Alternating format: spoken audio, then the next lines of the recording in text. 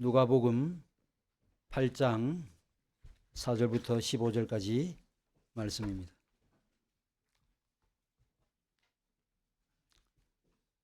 누가복음 8장 4절부터 15절까지 말씀입니다.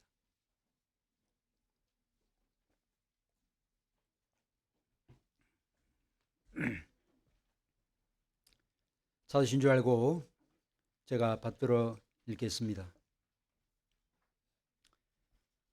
각 동네 사람들이 예수께로 나와 큰 무리를 이루니 예수께서 비유로 말씀하시되 씨를 뿌리는 자가 그 씨를 뿌리러 나가서 뿌릴새 더러는 길가에 떨어짐에 밟히며 공중의 새들이 먹어버렸고 더러는 바위에 떨어짐에 싹이 났다가 습기가 없으므로 말랐고 더러는 가시떨기 속에 떨어짐에 가시가 함께 자라서 기운을 막았고 더러는 좋은 땅에 떨어짐에 나서 100배 결실을 하였느니라. 이 말씀을 하시고 외치시되 들을 귀 있는 자는 들을지어다. 제자들이 이 비유의 뜻을 물으니 이르시되 하나님 나라의 비밀을 아는 것이 너희에게는 허락되었으나 다른 사람에게는 비유로 하나니 이는 그들로 보아도 보지 못하고 들어도 듣지 못하게 하려 함이라. 이 비유는 이러하니라. 씨는 하나님의 말씀이요 길가에 있다는 것은 말씀을 들은 자니 이에 마귀가 가서 그들이 믿어 구원을 얻지 못하게 하려고 말씀을 그 마음에서 빼앗는 것이요 바위에 있다는 것은 말씀을 들을 때 기쁨으로 받으나 뿌리가 없어 잠깐 믿다가 시련을 당할 때 배반하는 자요 가시떨기에 떨어졌다는 것은 말씀을 들은 자이나 지내는 중 이생의 염려와 재물과 향락의 기운이 막혀 온전히 결실하지 못하는 자요 좋은 땅이 있다는 것은 착하고 좋은 마음으로 말씀을 듣고 지키어 인내로 결실하는 자니라. 아멘.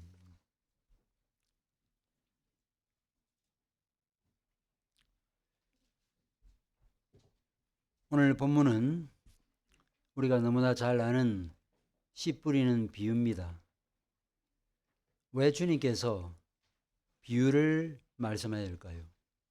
어떤 의도와 목적으로 비유를 통해서 자신의 뜻을 나타내셨을까요? 10절 말씀에 보면 이런 말씀이 나타나죠. 하나님 나라의 비밀을 아는 것이 너에게는 허락되었으나 다른 사람에게는 비유로 하나니 이는 그들로 보아도 보지 못하고 들어도 깨닫지 못하게 하려 함이라고 말씀하고 있습니다. 이 말씀을 보면 비유를 왜 사용해야 될까? 이 말씀만 보면 알아듣지 못하도록 하기 위해서 비유를 말씀하신 것처럼 보입니다. 그런데 그렇다라고 말하기에는 뭔가 찜찜하지요. 주님께서 왜 알아듣지 못하도록 하시기 위해서 비유로 말씀해야 될까? 그건 아닌 것 같다라는 생각을 가지게 됩니다. 그렇다면 비유를 사용하신 그 적극적인 목적이 무엇일까요?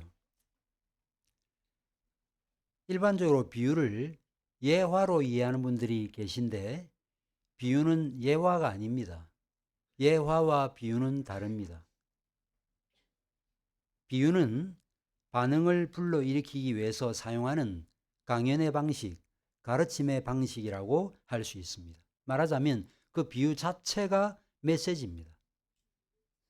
이것을 보여주는 사건이 다윗이 바세바와 간통하고 난 다음에 나단 선지자가 다윗에게 말했던 비유죠. 두 사람이 있었는데 한 사람은 양과 소가 많은 부자고 또 한 사람은 암양 새끼 한 마리밖에 없는 가난한 사람이었습니다. 그런데 이 부자에게 한 손님이 찾아왔습니다. 그런데 이 부자가 자기 소유인 양과 소를 잡지 않고 암양 한 마리밖에 없는 그 가난한 사람의 양을 빼앗아 그 행인을 대접했다는 것입니다. 그러자 다윗이 흥분하여 그가 누구냐? 내가 즉결 처분하겠다라고 말했었지요. 그런데 이 비유는 예화가 아니었다는 것이에요. 어떤 사실을 말하고 사실을 알아듣기 쉽도록 하기 위해서 예화를 든 게 아니었다는 것입니다. 그 비유 자체가 메시지라는 거죠. 그래서 그 비유 자체에 대해서 다윗이 반응을 한 것입니다. 결국 이 비유는 다윗이 범한 죄, 우리아의 아내를 빼앗아 자신의 정욕의 산물로 삼은 그 죄를 우회적으로 지적하여 다윗으로 하여금 자신의 죄를 자백하도록 하기 위한 목적에서 바로 이 비유가 전해졌던 것입니다. 그렇다면 예수께서 말씀하신 이 씨 뿌린 비유는 어떤 목적에서 드신 비유일까요? 예수께서 드신 이 비유의 목적은 하나님 나라의 비밀을 더 자세하게 가르치고자 함이 아니었습니다. 하나님 나라에 대한 내용을 더 풍성하게 가르치기 위함이 아니었고, 하나님 나라의 복음이 전파될 때 일어나는 현상을 말씀하기 위함이었습니다. 마음의 상태에 따라 하나님의 나라의 복음에 대한 반응이 각각 다르게 나타난다는 것을 나타내 보이기 위해서 이 비유를 말씀하신 것입니다. 이것은 씨 뿌리는 이 비유가 위치하고 있는 누가복음의 문맥을 통해서도 알 수 있습니다. 우리가 지난주에 살펴봤지만 8장 1절에 기록된 대로 예수께서 각 성과 촌을 두루 다니시면서 하나님 나라의 복음을 선포했습니다. 그러자 많은 사람이 나왔다라고 되어 있습니다. 사절이 그 사실을 보여주고 있죠. 그런데 이 무리들에게 예수께서 비유를 말씀하였는데 이 비유를 드신 의도와 목적은 하나님 나라에 대한 메시지를 더 전하기 위함이 아니었고, 앞서 말씀드린 바대로 하나님 나라의 계시에 대해서 사람들이 어떤 반응을 보이게 되는지를 말씀하기 위함이었다는 것입니다. 그리하여 믿음으로 반응하도록 하시기 위해서 이제는 그 말씀 자체의 의미를 설명하기보다 이제는 전하신 그 말씀에 반응을 하도록 하기 위해서 이 비유를 드신 것입니다. 이런 사실은 오늘 본문의 마지막 절인 15절에서도 알 수 있습니다. 좋은 땅이 있다는 것은 착하고 좋은 마음으로 말씀을 듣고 지켜 인내로 결신한 자니라고 되어 있죠. 그리고 다음에 살펴보겠지만 18절에 그러므로 너희가 어떻게 들을까 스스로 삼가라 그랬죠. 듣는다는 말씀이 계속 반복됩니다. 또 21절에서는 내 어머니와 내 동생들은 누군가 곧 하나님의 말씀을 듣고 행하는 이 사람들이라고 말씀하고 있죠. 그래서 전체적인 문맥을 살펴보면 예수께서 전파하신 하나님 나라의 복음에 이제 너희들은 믿음으로 반응해야 된다 하는 것을 말씀하시기 위해서 이 비유를 드셨다는 것을 알 수 있는 것입니다. 제가 설교를 할 때 여러분들에게 기대하는 바가 무엇일까요? 올바른 자세로 설교를 듣고 단지 귀로만 듣는 것이 아니라 이 말씀에 믿음으로 반응했으면 좋겠다라는 그런 바람으로 제가 설교하지 않겠습니까? 당연하지요. 예수님도 마찬가지입니다. 예수님께서 왜 하나님의 나라의 복음을 선포해야 될까요? 아, 그게 그 말씀이군요. 아, 그게 그런 뜻이군요. 라고 고개를 끄덕이는 그 정도를 기대하시고 하나님의 말씀을 전파하신 것이 아니라는 것입니다.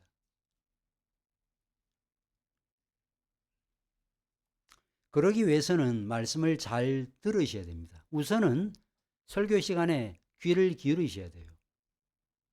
물론 조금 이따 말씀드리겠지만 율법서나 지혜서에 아들아 들으라, 이스라엘 백성들아 들으라, 쉐마 이스라엘 이런 말씀들이 나타나는 이유는 단지 귀로만 잘 들으면 된다 하는 것을 말씀하기 위함이 아니라 삶으로 반응하고 순종으로 반응하도록 하기 위함입니다. 그러나 어쨌든 간에 그런 일이 일어나기 전에 우선 이 시간, 말씀이 선포된 이 시간에 여러분이 가지셔야 될 자세와 태도는 말씀을 주의 깊게 듣는 것입니다.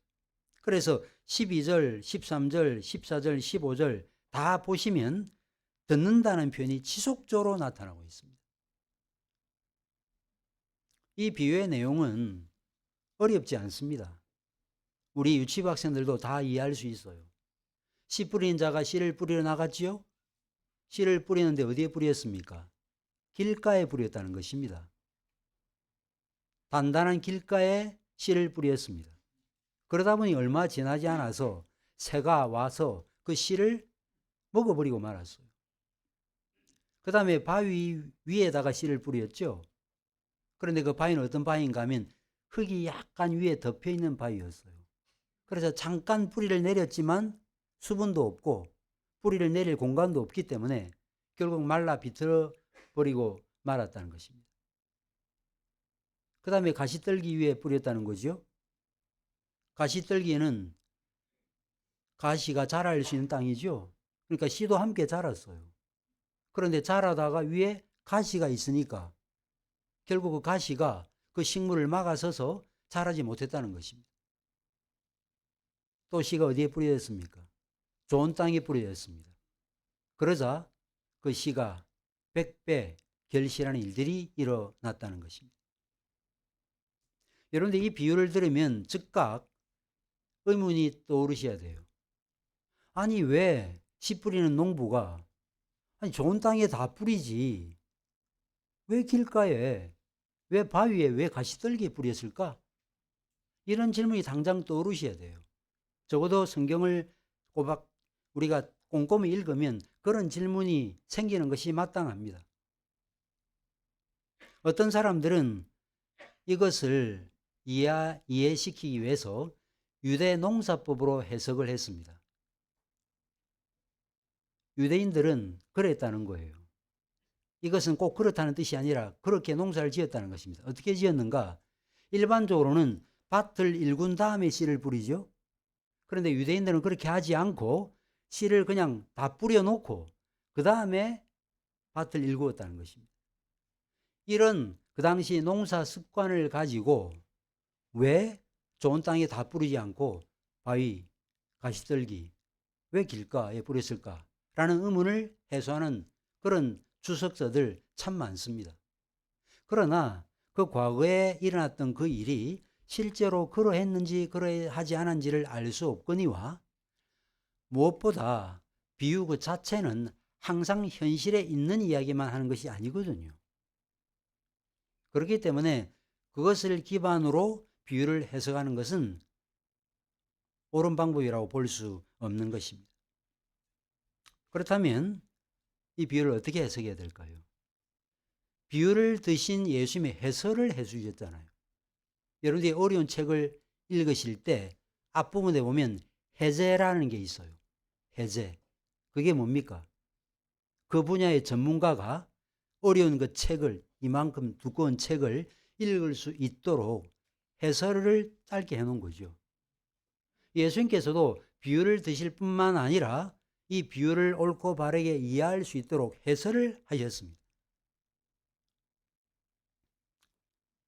따라서 이 비유를 바르게 해석하기 위해서는 예수님의 해석 지침에 주의하실 필요가 있습니다. 예수께서는 11절에서 씨는 하나님의 말씀이라고 하셨습니다. 따라서 씨를 뿌렸다라는 이 말은 결국 하나님 나라의 복음을 선포했다 하는 것을 의미하겠지요. 그러면 씨는 누가 뿌렸을까? 누가복음에는 나타나지 않지만 마태복음 13장 37절을 보면 그 뿌린 자가 인자 곧 그리스도라고 말씀하고 있습니다. 그렇다면 씨를 뿌린 곳, 그 땅은 무엇을 의미할까요? 땅은 마음을 뜻합니다. 12절에서 말씀을 마음에서 빼앗는 것이라고 되어 있죠. 또 15절에는 좋은 마음으로 말씀을 듣고 오라고 되어 있죠. 이런 말씀을 참고하면 땅은 마음을 상징한다는 것을 알 수 있는 것입니다. 이처럼 씨 뿌리는 비유는 하나님 나라의 복음이 사람들의 마음에 뿌려지게 될 때 그 모습과 결과가 이 네 가지 종류의 마음밭처럼 다양하게 나타난다는 것입니다. 설교 시간에 똑같은 말씀이 전해졌어요. 여러분이 똑같이 25년 동안 저의 말씀을 들었어요. 어떤 분들은 25년 동안 상당한 변화와 진보를 보이는 반면 어떤 분들은 지금도 잘 모르겠다라는 반응을 보이는 분들이 혹 있을 수 있는 것입니다. 어떤 아이들은 제 설교가 어렵지 않다고 그래요. 제가 기도학교를 하면서 아이들하고 점심을 자주 합니다. 그러면서 간혹 묻습니다. 말씀을 몇 퍼센트 정도 알아들 수 있니라고 물어요. 그러면 아이들이 몇 퍼센트라고 대답해요. 50%, 많게는 7, 80%까지 이야기합니다. 다 이해해요. 근데 어떤 분들은 도대체 무슨 이야기를 하는지 잘 모르겠다라는 반응을 보이는 분들이 있다는 것입니다. 주님께서 그 사실을 지금 우리에게 말씀하시고 싶은 것입니다. 저는 이제 이런 사실을 배경으로 오늘 본문이 우리에게 말씀하고자 하는 바가 무엇인지를 말씀드리려고 합니다. 그러기 위해서는 길가, 바위, 가시떨기, 좋은 땅 각각의 경우를 살펴볼 필요가 있습니다. 첫째는 길가죠. 일반적으로 씨를 뿌리기 전에 흙을 깊게 갈아엎고 그 다음에 잘게 부수어서 씨가 잘 뿌리를 내릴 수 있도록 합니다. 그런데 이런 좋은 밭에 씨가 뿌려지지 않고 씨가 길바닥에 뿌려지게 되었습니다. 길바닥에 씨가 뿌려지면 어떻게 되겠습니까? 얼마 지나지 않아 새가 와서 그 씨를 먹어치우고 마는 것입니다. 예수님은 이 사실을 염두에 두시고 12절에 뭐라고 말씀하는가 하면 마귀가 가서 그들이 믿어 구원을 얻지 못하게 하려고 그 말씀을 마음에서 빼앗는 것이라고 말했습니다. 말씀이 귀에 들리지 않는 문제는 단지 지적인 수준의 문제가 아니라는 것이에요. 물론 제가 말씀을 되게 어렵게 전해서 못 알아듣는 말씀이 되면 그것은 저의 문제지요. 근데 전혀 그렇지 않고 그 말씀을 누구나 다 들을 수 있는, 이해할 수 있는 말씀으로 전했음에도 불구하고 졸고 그 말씀이 귀에 안 들어온다 그러고 하는 것은 그것은 뭔가 문제가 있는 것입니다. 근데 이것은 얼마나 큰 문제인지 주님께서 말씀하시기를 마귀가 그 말씀을 그 마음에서 빼앗아가는 것이라고 말했습니다. 얼마나 심각한 문제입니까? 많은 말씀을 들었지만 무슨 말씀을 들었는지 한 말씀도 기억나지 않는 것. 그것은 단지 기억력의 문제가 아니라는 것입니다. 말씀의 씨가 뿌리를 내리고 싹도 자랄 수 있는 그런 기회, 복음을 영접할 수 있는 기회가 주어졌지만 그 기회를 갖지 못하게 되는 이 일은 단지 인간이 갖고 있는 지적인 수준의 문제가 아니라는 것입니다. 그런데 왜 그 사람은, 다시 말해서 길가와 같은 마음의 상태를 갖고 있는 그 사람은 왜 말씀이 그 심령 속에 뿌리를 내리지 못하게 되었을까요? 물론 기본적으로 우리 모두는 다 완고한 심령을 갖고 있는 것은 사실이에요. 그러나 처음부터 이 세상에 길이 나 있었던 것이 아닌 것처럼 그 사람의 마음도 처음부터 길바닥 같은 그런 딱딱한 마음이 아니었던 것입니다. 그런데 길이 난다는 말 하지요. 길이 난다? 길이 어떻게 납니까? 한 번 다녀서는 길이 잘 안 나요. 여러 번 다니면 길이 나게 되어 있습니다. 길 들인다, 길 난다는 말을 사용하는 거죠.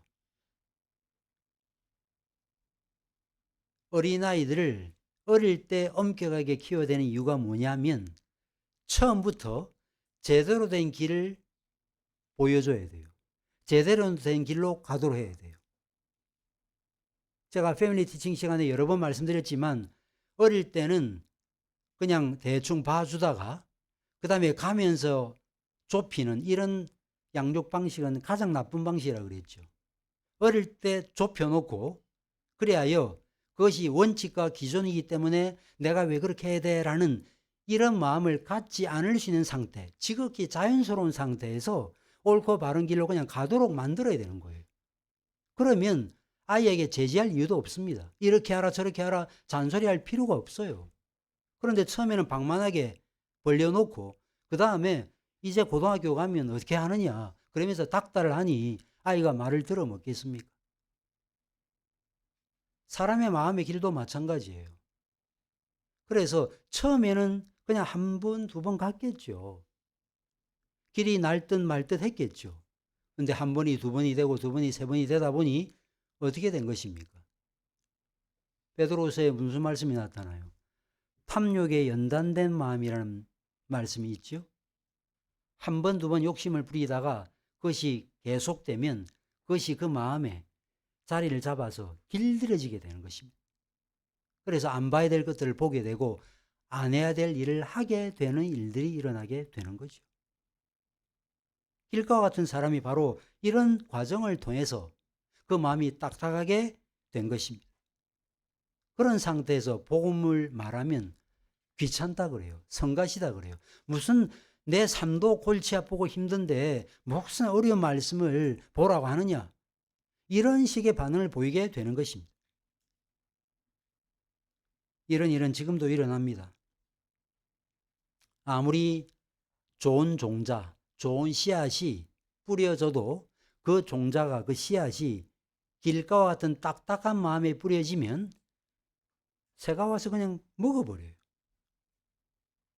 마음이 딱딱하다 보니 말씀의 씨앗이 속으로 침투해 들어가지 못하고 표면에만 놓이게 되는 거예요. 그냥 그 이야기 물어보면 대답도 해요. 퀴즈도 맞춥니다. 그러나 그 말씀이 정말 말하고자 하는 바를 옳고 바르게 깨달아 그 삶의 변화는 일어나지 않아요.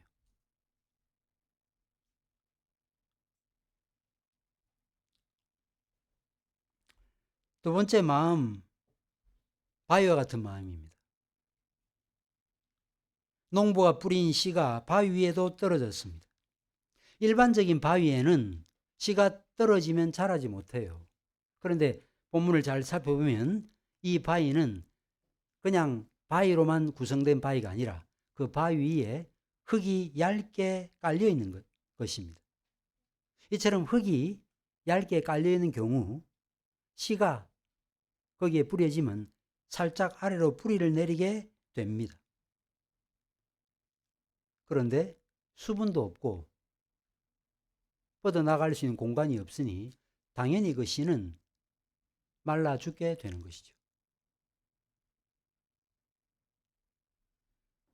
이처럼 흙이 얇게 깔려있는 바위는 뭘 보여주는가? 피상적이고 성급한 마음을 보여줍니다. 이런 마음, 처음에는 열렬해요. 그래서 열심을 내다가 또 혹은 저희 교회 와서 말씀이 좋다 그러다가 시간이 좀 지나면 왠지 시들해집니다. 깊이가 없습니다.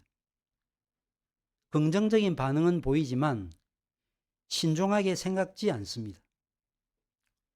이런 분들은요, 되게 감정적이고 자아도취적인 열광을 좋아합니다. 뭔가 신앙에 어떤 에너지를 공급받을 수 있도록 할렐루야 하든지 뭐 찬양을 막 부르든지 뭔가 이벤트를 하든지 이래야 뭔가 자극을 받아요.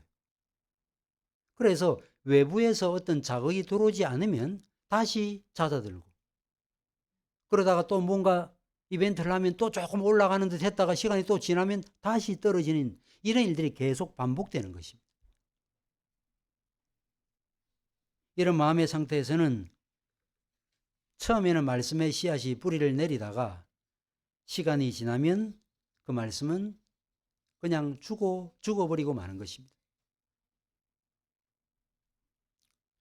여러분들, 사실 식물의 뿌리가 뻗어나가는 힘은 대단하지요. 그래서 어떤 경우를 보였습니까? 높은 산에 가다 보면 뿌리가 바위를 뚫어요.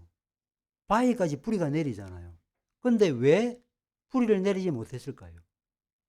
이 뿌리는 금방 생긴 새싹 뿌리거든요. 그 조그만 뿌리는 바위를 뚫어내지 못해요.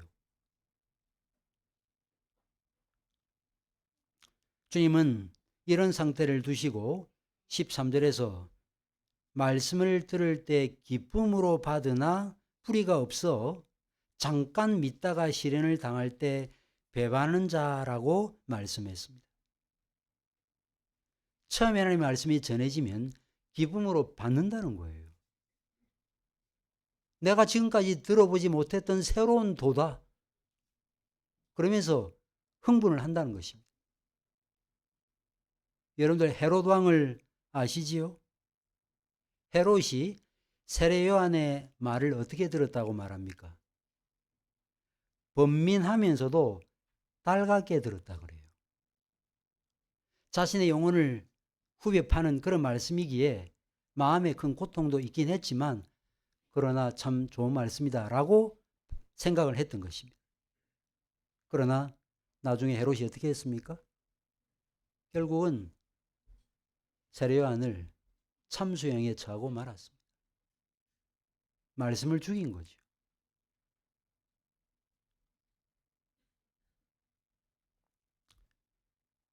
처음에 기쁨으로 복음을 받아들이면 누가 봐도 그 사람이 믿는 사람처럼 보여집니다. 그런데 여러 가지 어려움들이 닥치면요, 조금 지나면 자신의 속내를 드러내게 되는 것입니다. 그래서 결국 구원의 도리, 복음의 도리를 배반하고 마는 것입니다. 누가복음에는 배반한다라는 표현을 사용했는데 마가복음에서는 넘어진다라는 표현을 사용했습니다. 넘어진다는 이 말은 잠깐 그냥 넘어진다 이런 뜻이 아니고 서 있을 근거가 없어서 넘어져 버리는 것을 의미하는데 누가는 이것보다 훨씬 더 강한 표현을 사용했습니다. 배반한다. 그냥 그 돌을 등져버린다. 그렇게 말씀하고 있습니다. 왜 이런 일이 일어날까요? 시련을 당했기 때문입니다. 여러분과 저는 평안한 시기를 보내고 있습니다. 우리 한국에서 예수를 믿는다는 이 일은 우리에게 그렇게 힘겨운 일은 아니에요. 물론 어떤 삶의 정황들이 다양해서 어려움에 처하는 분들이 간혹 있긴 하지만 일반적으로 예수 믿는다고 해서 감옥에 집어넣거나 박해하지 않습니다. 지금 중국을 아시지요? 지금 중국에는 노골적으로 교회를 핍박합니다. 이제는 교회당 문을 닫았어요. 여러분이 만약에 그런 지역에 가서 여러분들의 신앙을 드러내실 수 있겠습니까? 그럴지 안 그럴지는 어떻게 알지요? 시련을 통과해 봐야 아는 것입니다.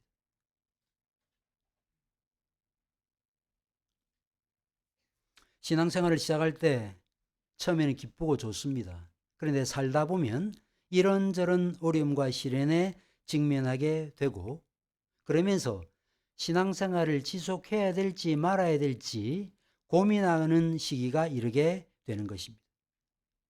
그러다가 나중에는 그 시험을 통해서 믿음으로 극복하는 그런 사람도 있지만 그 시험에 완전 걸려 넘어져 버리는 사람들도 생기게 되는 것입니다. 처음에는 너무 좋아합니다.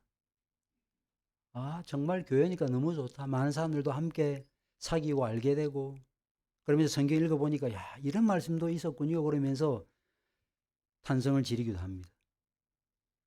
그러다가 얼마 지나지 않아서 교회 점점 발걸음이 뜸해지게 되고 전화를 해보면 이런저런 핑계를 대죠. 시어머니가 교회 가지 말라고 해서 지금 못 가고 있습니다.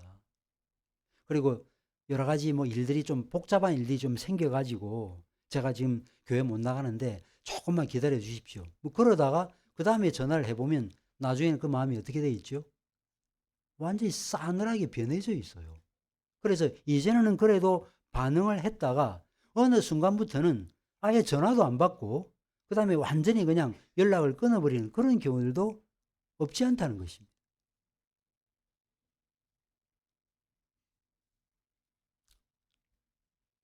그런데 이런 신앙을 갖고 있는 분들 중에 다시 말해서 일시적으로 기쁨으로 도를 받은 사람들 중에 앞서 제가 말씀드린 그런 경우처럼 아예 교회를 떠나버리면 문제가 안 되는데 그런 일시적 믿음을 갖고 있는 사람들 중에 종교가 주는 유익이 있어 교회 회원으로 계속 머무르는 경우들이 일어나요. 그냥 잔잔하게 예배드리는 게 그냥 좋다. 또 여러 사람들과 함께 사귀는 것이 좋다. 또 사람들과 관계를 맺음으로 말미암아 내가 갖고 있는 어떤 이익, 물질적인 이익이 될 수도 있겠고 뭐 정성의 이익도 될 수 있겠죠. 어떤 유익을 누리게 되면서 실상 하나님의 복음의 도리를 받은 사람이 아닌데, 그래서 더 이상은 교회 다닐 이유가 없음에도 불구하고 다른 이유 때문에 교회에 속해서 살아가는 사람이 있다는 것입니다. 구원에 이르는 믿음도 있고 구원에 이르지 못하는 믿음이 있죠. 제가 오래전에 성경공부할 때 그 사실을 말씀드렸습니다. 구원에 이르지 못하는 믿음은 어떤 믿음입니까? 지식적 믿음이에요. 그냥 머리로만 이해하는 것입니다. 역사적 믿음이죠. 아, 그런 일이 있었군요. 사탄도 그랬습니다. 저기 높으신 하나님의 아들이라고 고백했습니다. 그러나 나와 당신과 무슨 상관이 있습니까? 주님과 아무 관계없는 삶을 살았습니다. 또 이적적 믿음이죠. 나를 통해서 나에 의해서 이적이 일어날 수 있다. 그런데 하늘에서 불이 내려오게 하는 그런 이적을 행해도 주님과 상관없는 그런 상태에 있을 수 있는 것입니다.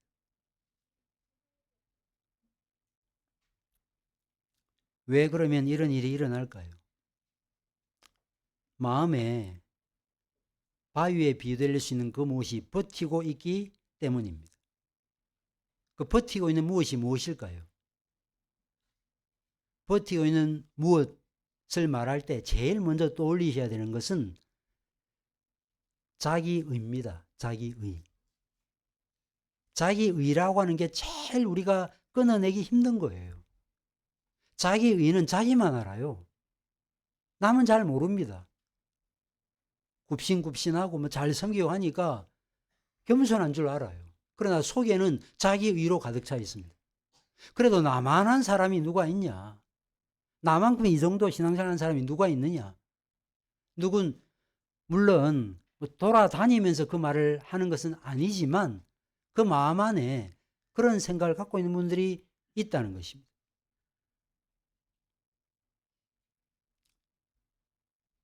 또 자기 지식일 수 있겠죠. 신학적 지식, 성경에 대한 나름대로의 어떤 이해, 이것이 자기 안에 바위처럼 버티고 서 있어서 하나님의 말씀에 부드럽게 반응하지 못한 일들이 일어날 수 있다는 것입니다. 이런 바위와 같은 것들이 깨뜨려지지 않는 한 말씀을 아무리 들어도 자신을 변화시키는 능력을 경험할 수 없습니다. 그리고 더 이상 말씀을 깨달을 수도 없어요. 그 말씀이 어떻게 깨달아집니까? 예를 들어서 수준 1, 수준 2, 수준 3이 있잖아요. 그러면 수준 3은 어떻게 깨달을 수 있나요? 수준 2까지 가서 그 말씀을 행해야, 순종해야 수준 3이 깨달아질 수 있습니다. 우리 주님께서 말씀하셨죠. 그 말씀을 행하고자 하면 그 말씀이 그러한지 알 것이라 그랬어요. 행하고자 할 때 그 말씀의 의미를 알게 되지, 행할 마음이 전혀 없고 머리로만 견주려고 할 때는 그 말씀이 이해가 잘 안 된다는 것입니다.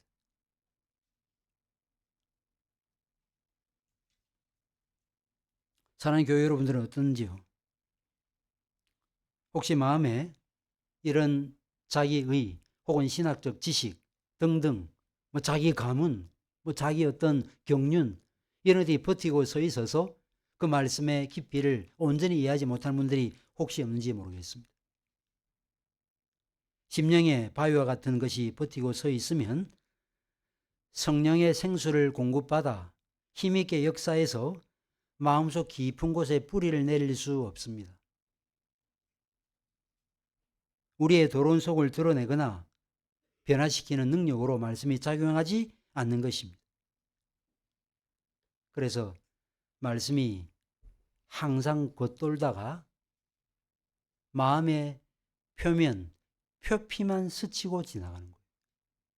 흙이 살짝 있어서 조그마한 씨가 뿌려지면 싹이 나고 뿌리를 내린 것처럼 살짝 그런 모습이 보이긴 보여요. 그러나 그것뿐입니다. 그 이상 진전하지 않습니다. 그러면서 어떻게 될까요? 종교 행사와 활동이 많아지죠. 때로 교계에 나아가서 어떤 일을 할 때 가장 참 마음에 들지 않는 어떤 부분은 뭐 목회자고 장로고 뭐 그래요. 그런데 얼마나 말도 거칠게 하고 거침이 없이 어떤 일을 하고 겸손 온유는 찾아볼 수도 없고 그런 분들 만나면 정말 당황스럽습니다. 그분이 어떻게 하다가 그렇게 됐을까요? 처음에는 그렇지 않으실 거예요. 아마 교회 안에 상당한 신뢰와 기대를 교우들이 가졌을 것입니다. 근데 언제부터인가 점점 마음이 완고해져서 그것뿐인 거예요. 그것까지인 것입니다. 그래서 직분자는 더더욱 주의해야 됩니다. 목회자 이제는 더 말할 것도 없습니다. 세 번째 마음은 가시떨기와 같은 마음이지요. 가시떨기가 자라는 땅이니 싹이 떨어지면 씨가 떨어지면 그 씨가 자라게 되어 있습니다. 그런데 자라다가 어떻게 된다는 거죠? 가시가 막고 있어서 결국은 그 씨가 뿌리를 내리고 위로 올라가다가 막혀서 결실하지 못한다는 것입니다. 이 가시떨기의 마음, 이 가시떨기라고 하는 이 땅은 세상 일에 몰두해 있는 마음을 상징합니다. 이런 마음을 갖고 있는 사람들 얼마 동안은 좋은 땅에 뿌려진 것처럼 뿌리를 내리고 위로 자랍니다.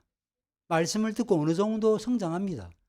가시떨기가 있는 그 위치까지는 쭉 자라요.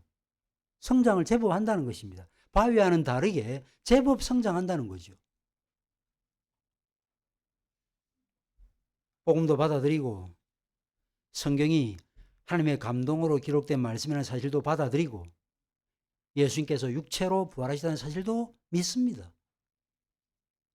그러다가 어느 날 어느 순간부터 이상하게 신앙이 자라지 않아요. 언제부터인가 정체 상태에 들어갔습니다. 왜 이런 일이 일어날까요? 주님께서 이 비유에서 이런 신앙 성장을 방해하는 세 가지를 말씀하였습니다. 세상 염려, 재물, 향락입니다.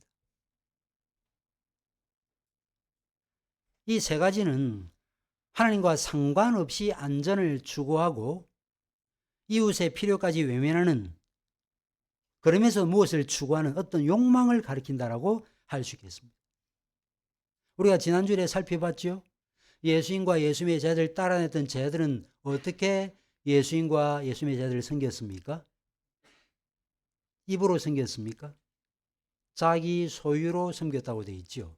재물에 대한 욕심이 있었다면 자기 소유로 주님을 섬길 수 없었을 것입니다. 결국 섬겼다는 이 말은 이런 유혹으로부터 자유로웠다는 뜻이죠. 물질의 종이 되지 않았다는 뜻입니다.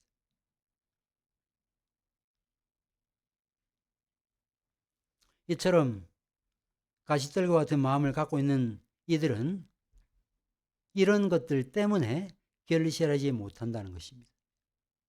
세 가지를 말했는데 첫째가 세상 염려입니다. 염려. 정말 이 염려라는 것은 하지 않을 수 없는 것 같아요. 부자는 부자대로, 가난한 사람은 가난한 대로, 공부 1등한 사람은 1등한 사람대로, 공부 못하는 사람은 못하는 사람대로 염려를 가지고 있습니다. 무엇을 입을까, 무엇을 먹을까 염려합니다. 부자들은 먹고 입을 것이 가득해도 내가 이 재산을 어떻게 간수를 하지? 내가 어떻게 해야 점점 더 재산을 불릴 수 있지? 이런 생각으로 마음에 쉼이 없는 것입니다. 어떤 새로운 아이템으로 사업을 해야 돈을 더 벌 수 있겠는가? 이런 생각으로 가득 차 있다는 것입니다. 신앙 성장을 방해하는 또 하나의 장애물은 재물에 대한 욕심입니다.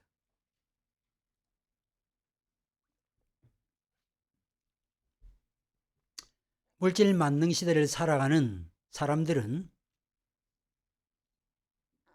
돈에다가 가장 큰 의미를 부여합니다. 그래서 재테크는 모든 사람들의 관심사가 되었습니다. 재테크. 어디 복합 상가 아파트를 사야 돈을 번다. 어느 물건에 투자를 해야 향후 돈을 번다. 실제로 돈이 돈을 버는 경우들이 많습니다.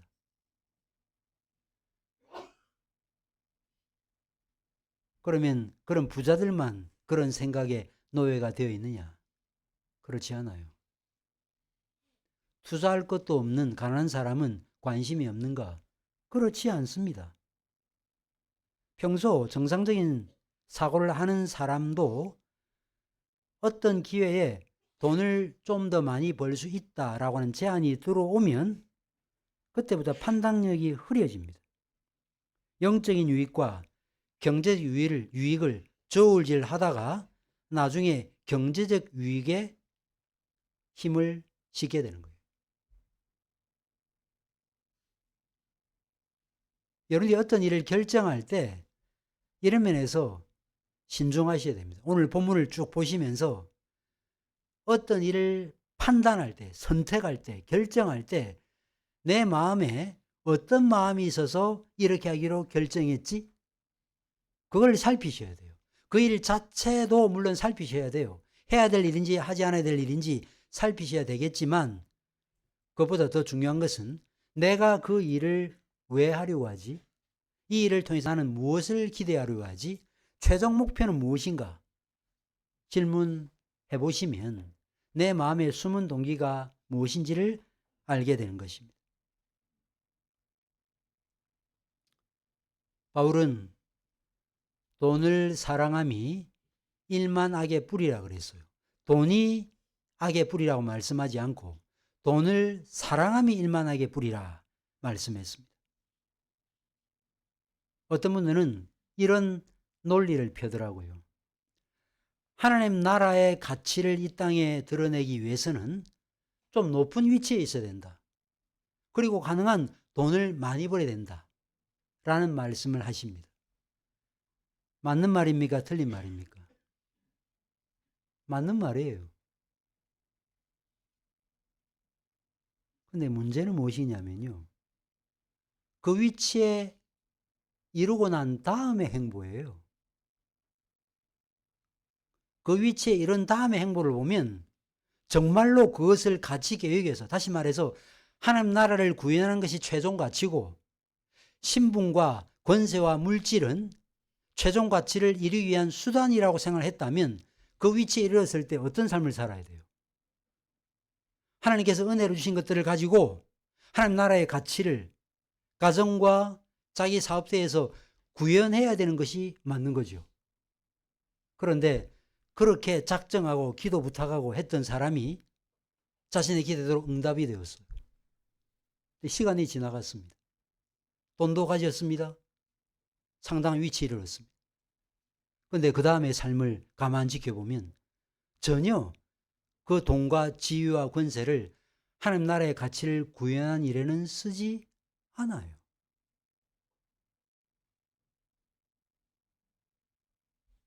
결국 그래서 사업이 잘 되면 일정한 위치에 이르면 하나님 나라의 일을 하겠다라고 하는 그 약속은 공연불이 되어버리고 마는 것입니다. 신자의 성장을 방해하는 세 번째 걸림돌은 향락, 즐거움입니다. 우리 철로역정 책 읽었죠? 필그림 하우스에 가서 철로역정 그 코스를 돌기도 했습니다. 근데 거기 보면 시장이 열리는 그런 일이 있잖아요. 쾌락시장, 그죠? 이거 사세요, 저거 사세요. 거기에 귀가 솔깃해가지고 마땅히 가야 될 길을 가지 못하는, 왜 그런 일이 일어날까요? 결국은 세상의 욕심, 쾌락에 대한 유혹, 이런 것들 때문에 마땅히 가야 될 길로 가지 못하게 되는 것이죠. 세상은 이런저런 쾌락을 제공합니다. 히브리서 11장 25절에 히브리서 기자가 모세가 믿음으로 행했다는 사실을 언급할 때 어떻게 언급했는가? 하나님의 백성들과 함께 고난받기를 잠시 죄악의 낙을 누린 것보다 더 좋아했다 그랬어요. 여기 제가 말씀드리고 싶은 포인트는 죄악의 낙이에요. 죄악의 낙. 죄는 즐거움을 줍니다. 만약에 죄가 처음부터 공포심을 자극한다면 누가 죄를 짓겠어요? 처음에는요, 솔깃합니다. 그거 하면 좋을 것 같아요.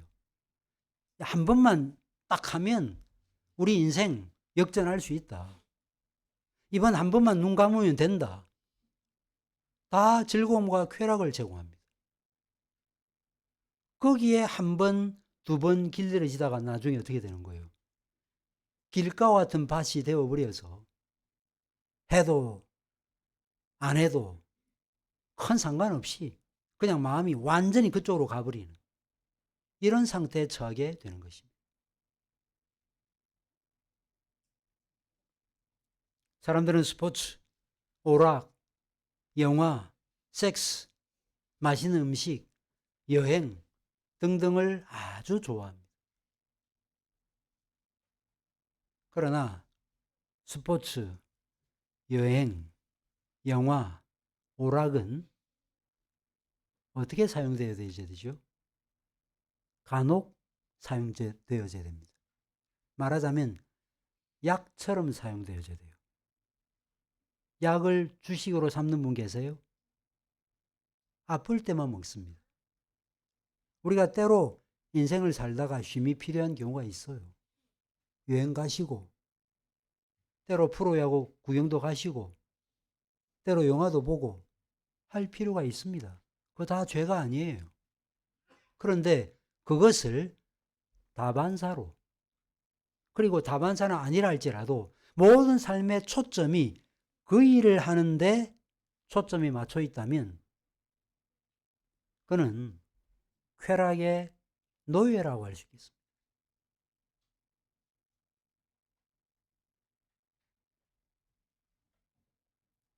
세상에서 누리는 좋은 것들, 그 풍성함과 즐거움은 사람의 마음을 말씀에서 끌어내려 다른 곳으로 가도록 만듭니다. 끊임없이 우리의 관심의 방향을 다른 곳으로 끌고 가서 결국 말씀이 그 심령 가운데서 제대로 뿌리를 내리고 자라지 못하도록 만드는 것입니다. 그게 바로 염려, 재물, 향락이라고 하는 것입니다. 사랑 우리 교우 여러분들 마음속에는 이런 것이 없습니까? 우리 가운데 전혀 없다라고 말할 수 있는 사람이 과연 있겠습니까? 그러므로 조심해야 돼요. 특별히 재물, 염려, 향락 이 세 가지 중에 내가 어디에 특별히 약한가, 어디에 되게 걸려 넘어지는가 자기를 잘 돌아봐서 이로 말미암아 말씀이 좀 뿌리를 내리고 자라다가 그 다음에 막혀버리는 그런 신앙생활을 하지 마시기 바랍니다. 이제 좋은 땅에 대해서 한번 살펴보겠습니다. 좋은 땅. 15절에 뭐라고 말씀하고 있습니까? 좋은 땅은 착하고 좋은 마음으로 말씀을 받는다고 되어 있어요. 착하고 아름다운 마음으로 말씀을 받는다. 말씀을 능멸하고 짓밟고 배척하지 않고 선한 마음, 착한 마음으로 받아들인다 하는 뜻입니다.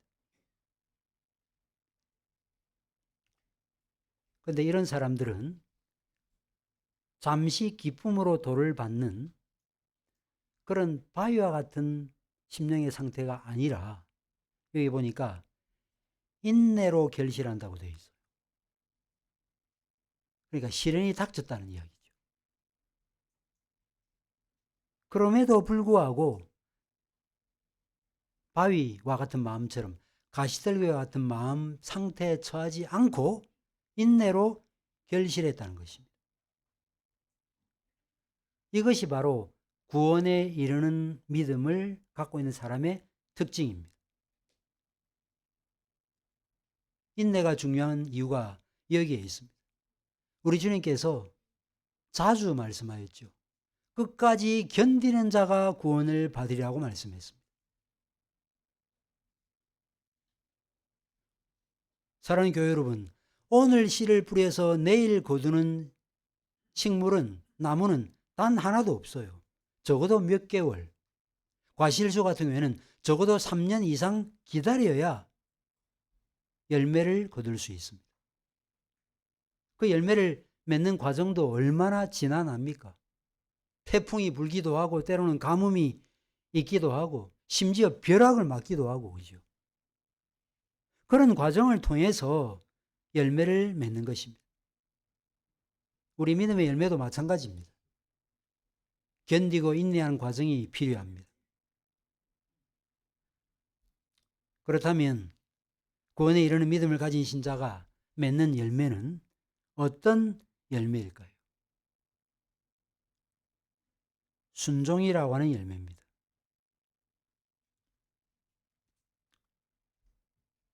여러분들이 신앙생활 할 때 내가 한때 눈물로 결단했다는 그 과거의 기억에만 매달려서는 안 돼요. 그러기 쉽거든요. 신앙생활 제법 오래 한 분들은 내가 그때 그랬었지 그러면서 오늘 나의 부족을 그것으로 채우려고 해요. 그때 내가 얼마나 열심을 냈는가? 저도 열심을 말하면 두 번째 가면 조금 서러울 정도로 그렇게 열심을 냈었습니다. 노방전도 하고요. 예수 천당 불신지옥 하고 기타 치고 드라마 하고 수백 명 모인 데서 말씀 전했습니다. 제가 하는 생업 하면서 조교 생활하면서도 선교단체 간사 생활했습니다. 밤 11시에 들어갔습니다. 아침 되면 캠퍼스에 아이들 불러 모아서 큐티하고 했습니다. 근데 so what? 그래서 어쨌다는 거예요. 지금 너 뭐 하고 있니?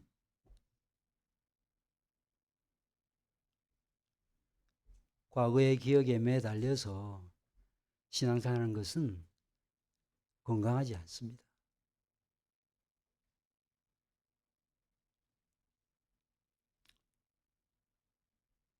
구원의 증거는 열매입니다. 주님께서 말씀하였죠. 그 열매로 그를 알리라. 열매로 자기 신앙을 증명한다는 것입니다. 물론 양은 다를 수 있습니다. 그러나 분명한 사실은 열매를 맺는다는 것입니다. 오늘 제가 4가지 마음의 상태를 말씀드렸는데 마지막으로 이런 질문을 제기하면서 그 질문에 대한 대답을 찾아보고자 합니다. 그것은 왜 동일한 말씀의 씨앗이 뿌려졌음에도 불구하고 드러나는 결과는 다른가 하는 것입니다. 이런 질문에 대해서 사람마다 복음의 말씀을 잘못 이해하고 적용했기 때문이다 라고 말하기 쉽지만 물론 그럴 수 있겠지만 예수님은 더 근본적인 이유를 말씀하였죠. 10절을 보십시오. 하나님 나라의 비밀을 아는 것이 너희에게는 허락되었으나 다른 사람에게는 비유로 하나니 그들은 보아도 보지 못하고 들어도 깨닫지 못하게 하려 함이라고 말씀했습니다. 여기서 우리는 이런 질문을 할 수 있죠. 예수님께서 왜 일부러 알아듣지 못하도록 하셨지? 하는 질문을 할 수 있습니다. 복음을 선포하러 오신 주님께서 알아듣지 못하도록 한다는 게 이게 말이 됩니까? 말이 안 되잖아요. 제가 여러분들에게 설교를 하는데 일부러 알아듣지 못하도록 방언을 한다면 제가 설교를 하는 것입니까? 근데 왜 주님께서 이 말씀을 하실까요? 하나님 나라의 비밀을 아는 것이 너에게는 허락되었지만 그 외 사람들에게는 보아도 보지 못하고 들어도 듣지 못한다, 깨닫지 못한다는 말씀, 이 말씀을 어떻게 이해해야 될까요? 이 말씀은 실제로 듣지 못하도록 막 방해했다 이런 뜻이 아니고요.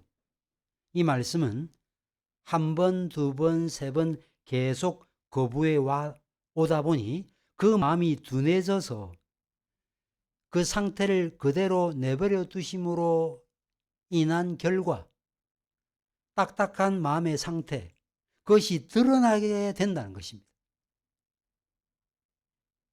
다시 말해서 처음부터 진리를 못 알아듣게 막아버리는 것이 아니라 계속 거부한 마음이 그런 상태로 드러나게 된다는 거예요.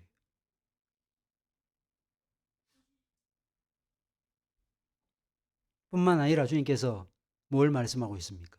그러면 누가 깨닫는가? 하나님의 나라의 비밀을 아는 것이 허락된 사람에게 드러난다는 것입니다. 복음의 은혜가 복음 전도자의 입을 통해서 전해지지만 다 깨달아지지는 않아요. 허락된 사람, 허락되었다, 주어졌다라는 이 말 수동태 동사를 사용했어요. 하나님께서 허락해 주셔서 이해하게 된 것입니다. 이 은혜가 우리에게 필요한 거죠.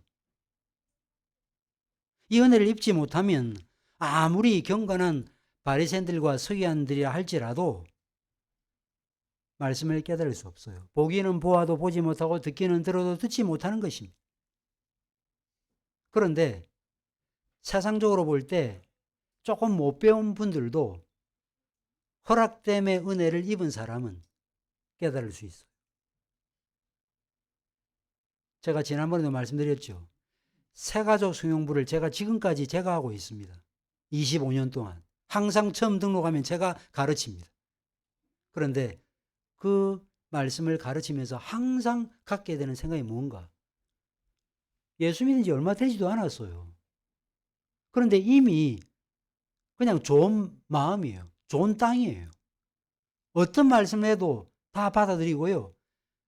대답하기 어려운 질문을 해도 10수년 신앙생활한 사람이 할 수 없는 대답을 딱 해냅니다. 그렇지. 하나님께서 가르치시는 자가 깨닫는다는 생각을 여러 번 했습니다. 여러분들에게는 하나님 말씀에 대한 참된 깨달음이 있습니까? 하나님의 은혜가 여러분들에게 임했습니까? 하나님의 깨달음의 은혜가 임한 증거는 무엇입니까? 그것은 바로 쾌락, 염려, 향락을 거부하고 고통과 시련의 세월을 이겨내면서 드러내는 열매, 순종의 열매. 이것이 우리가 구원에 이르는 믿음을 갖고 있음을 보여주는 증거라고 할 수 있는 것입니다.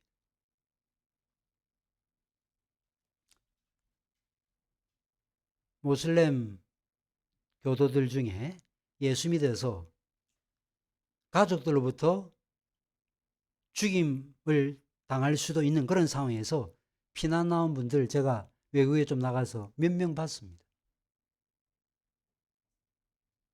지금도 그런 일이 일어나요. 여러분과 저는 어떻습니까? 아무 어려움이 없습니다. 그러나 아무 어려움이 없고 교회를 지속적으로 다닌다고 해서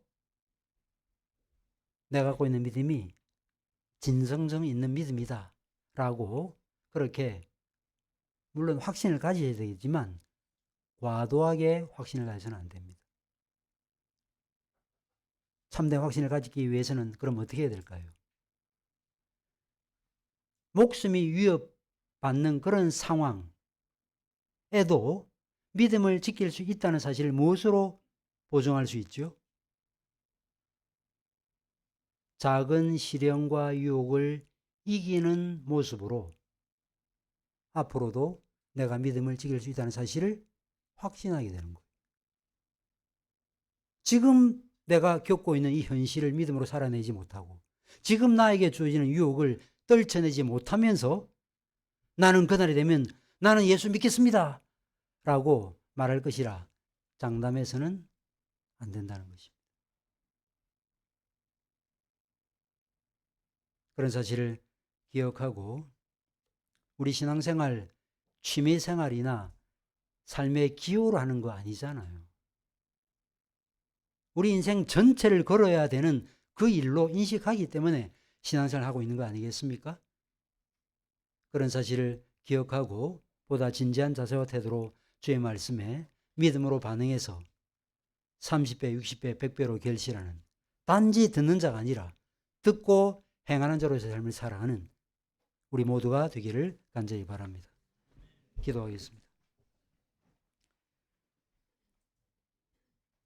하나님, 우리에게 주신 말씀 우리의 마음 깊숙이 새겨서 이 말씀이 참으로 우리에게 가르치고자 하는 교훈들을 우리의 마음 가운데 담아갈 수 있도록 도와주시옵소서. 이 말씀이 끊임없이 생각나게 하시고 이 말씀이 우리의 삶에, 우리의 신앙생활에 원리가 되고 잣대가 되어서 다른 어떤 것에 농락당하지 않고 주의 말씀에 우리의 마음이 동해지고 진리의 사랑 안에서 살아가고 하나님 나라의 가치를 드러내기 위해서 세상에서 공부도 하고 열심히 사업도 하고 주의 뜻을 드러내며 그렇게 한평생 살다가 참으로 잘했다 충성된 종이라는 그 귀한 주님의 선고를 듣고 주님의 품에 안길 수 있는 귀한 복을 허락하여 주시옵소서. 이 놀라운 복음의 돌이 앞으로도 깊이 깨닫고 이해하여 30배, 60배, 100배로 결실하는 하나님의 나라의 권수들 될 수 있도록 인도하여 주시옵소서. 살아계신 예수 그리스도의 이름으로 기도하옵나이다. 아멘.